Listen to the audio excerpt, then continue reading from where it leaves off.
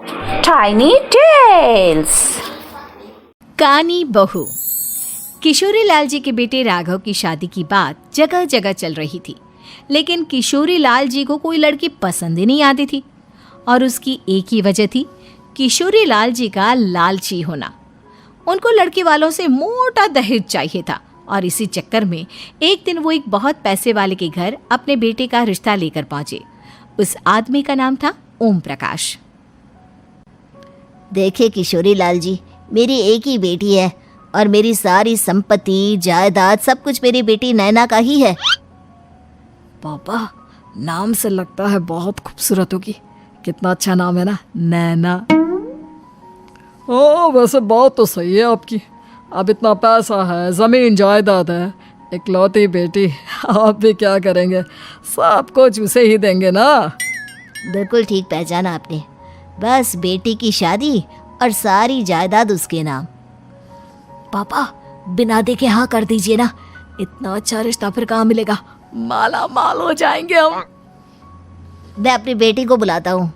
अरे नहीं नहीं नहीं नहीं, आपकी बेटी का नाम नैना है, सुनकर ही लगता है बहुत सुंदर होगी। रहने दीजिए अंकल, मैं तो आपकी बेटी के नाम से ही इतना खुश हो गया हूँ कि उसे बिना देखे शादी करने को तैयार हूँ। अब तो मैं उसका चेहरा सीधे शादी के बाद ही देखूंगा। और इस तरह राघव नैना का चेहरा नहीं देखता और उससे शादी कर लेता है। शादी के बाद अपनी सुहाग रात पर जब राघव नैना का घूंघट उठाकर देखता है तो नैना की आंखें बंद थी। कितने खूबसूरत हो तुम नैना, जरा अपनी आंखें खोलकर मेरी तरफ देखो तो सही। नहीं, मुझे शर्म आती है। अरे, मैंने तुम्हें शादी से पहले भी नहीं देखा, और अब अगर तुम आंखें खोलकर मुझे देखोगी भी नहीं तो मुझे अच्छा कैसे लगेगा? इससे पहले कि नैना अपनी आंखें खोलकर राघव की तरफ देखती, अचानक से लाइट चली गई और राघव नैना को पूरी तरह से देख भी नहीं पाया। अगली सुबह नैना राघव के लिए नाश्ता बनाकर लेकर आई। अरे ये क्या, आधा पराठा सेका हुआ है और आधा बिल्कुल कच्चा। ये तुमने क्या किया नैना? बहू, तुमने क्या आधा पराठा तवे से नीचे लटका कर रखा था, जो आधा सेका है और आधा कच्चा? मुझे जितना दिखेगा उतना ही तो सीखूंगी ना पापा जी। जहाँ जहाँ मुझे नजर आ रहा था वहाँ मैंने सीख लिया, जहाँ जहाँ नहीं दिखा वहाँ कच्चा रह गया होगा।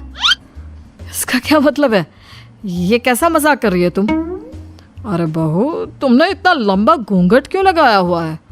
देखो, हमारे घर में बहुओं को बेटी की तरह रखा जाता है, और फिर तुम तो इतना सारा माल लेकर आई हो।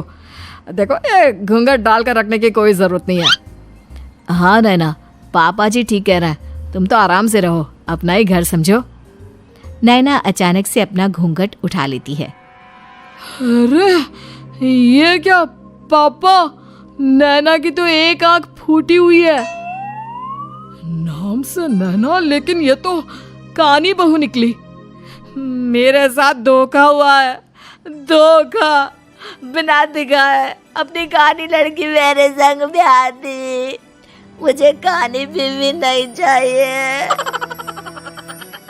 मुझे अभी ओम प्रकाश जी से बात करनी पड़ेगी।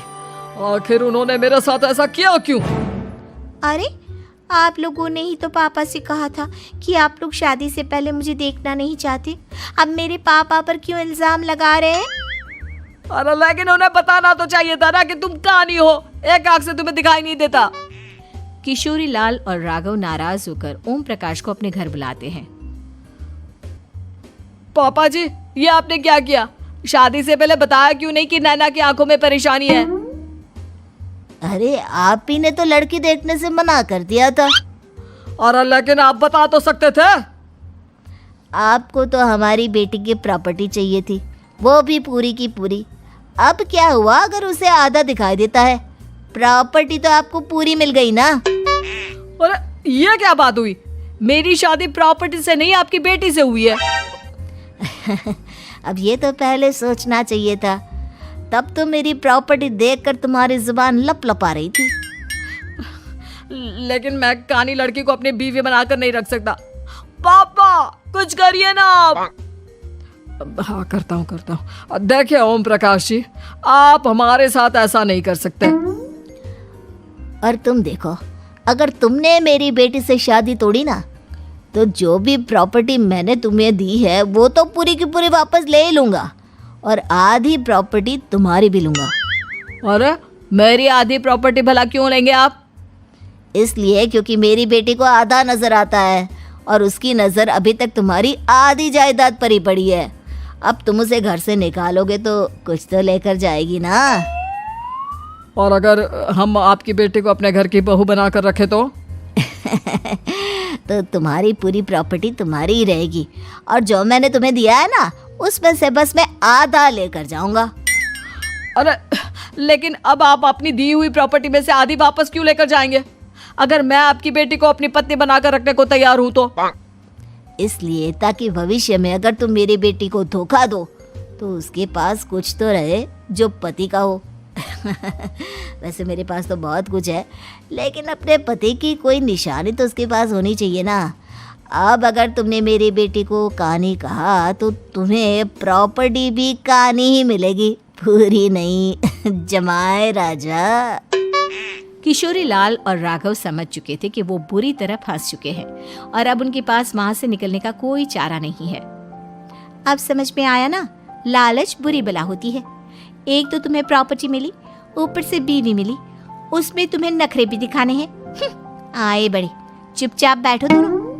कुछ दिनों के बाद नैना राघव की कार लेकर बाजार घूमने निकलती है और जब कार लेकर वापस आती है, ये क्या? एक तरफ से मेरी गाड़ी पूरी खराब हो चुकी है। लगता है तुमने मेरी गाड़ी को किसी दूसरी गाड़ी के साथ एक्सीडेंट किया है। अरे अरे कितना बड़ा नुकसान कर दिया तुमने बहू। वो क्या है ना पापा जी, मुझे एक आंख से दिखाई नहीं दे रहा था, सामने से गाड़ी आ रही थी। मुझे तो सिर्फ आधा ही दिखाई दिया और वो गाड़ी मेरी कार से रगड़ते हुए निकल गई। अब मैं क्या करूं बताओ? आप इसे ठीक कराने के पैसे कौन देगा? तुम्हारे पापा। तुमने मुझसे इस तरह से बात की?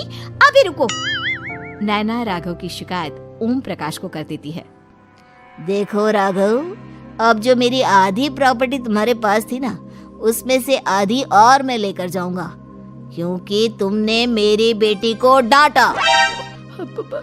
अरे नहीं पापा जी, गलती हो गई, माफ कर दो। गलती की तो कोई गुंजाइश ही नहीं। अगली बार मेरी बेटी को डांटा तो बची हुई आधी में से आधी और ले जाऊंगा। लालच के चक्कर में हम दोनों ने बहुत बड़ी गलती कर दी बेटा। एक तो तुम्हें कानी बहू मिली और ऊपर से जो माल मिला वो भी काना। इस तरह राघव की हर एक गलती पर ओम प्रकाश उसकी प्रॉपर्टी का आधा आधा हिस्सा लेकर अपना सारा माल वापस ले गया और राघव को कानी बीवी से काम चलाना पड़ा। भाई लालच वाकई में बुरी बला है। आपको ये वीडियो पसंद आई तो please do like, share and subscribe.